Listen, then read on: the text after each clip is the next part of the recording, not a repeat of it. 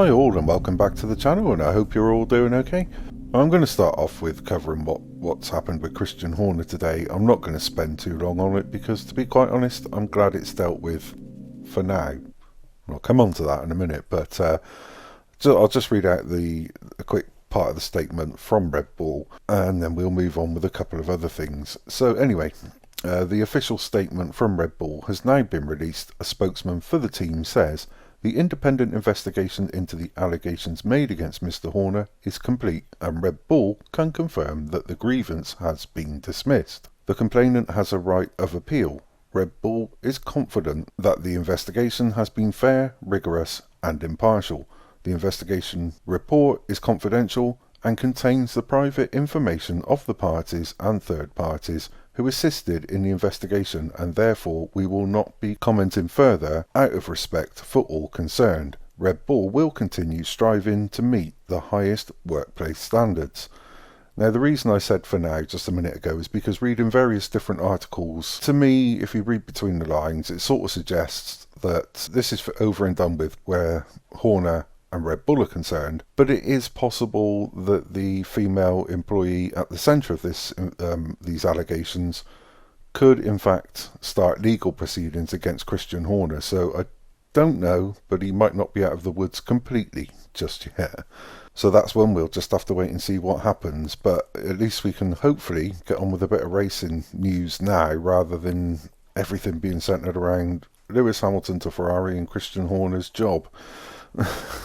So anyway, moving on to Lando Norris, because he expects Ferrari to take the fight to Red Bull this season, and that's based on what he saw during pre-season testing.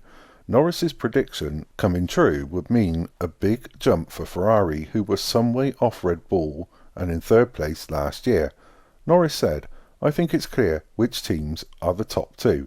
Then there's a bit of a bunch behind, which is Mercedes, Aston and us. But in terms of how the pre-season test went, it was a lot better than last year, and we're in a much better position than last year, so that's the most important thing." The Lando story sort of feeds nicely into this one, which is, I think, is such a wild claim from Damon Hill. But Damon Hill has predicted that Lewis Hamilton will upset the odds by beating Max Verstappen to win this weekend's Bahrain Grand Prix. Hill said on the F1 Nation podcast, "My podium for the Bahrain Grand Prix is as follows, in reverse order: Fernando Alonso, and then the next is going to be Checo Perez. And then the winner is going to be, a totally stunned world is going to see, Lewis is going to win it, and that's because both Red Bulls have sprung a leak and they have overheated or got some sort of technical problem they didn't realise was going to happen. And that's not wishful thinking, I just think we're going to get a surprise result, at least I hope." So I think basically what Damon Hill's saying there, it is a bit of wishful thinking. I just thought that was a crazy statement to make. And former Formula 1 driver Timo Glock has had his say on Fernando Alonso replacing Lewis Hamilton at Mercedes. Alonso is in a group of drivers thought to be in with a chance to replace Hamilton when he heads off to Ferrari in 2025. Glock told Sky Germany, "When it comes to succeeding Hamilton, Toto Wolff has to make a decision in order to get the most out of the team. He needs an experienced driver in this situation who he can rely on blindly. Fernando Alonso in a Mercedes would be crazy. With Alonso, I could also imagine that he wants to drive until he is 47, 48 or 49 years old."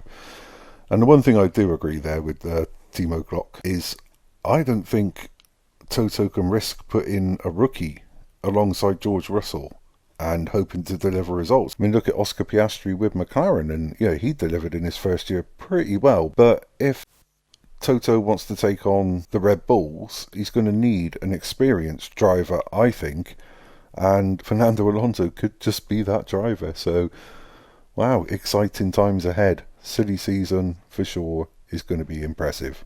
Anyway, that's all I've got for you this evening for tonight's video.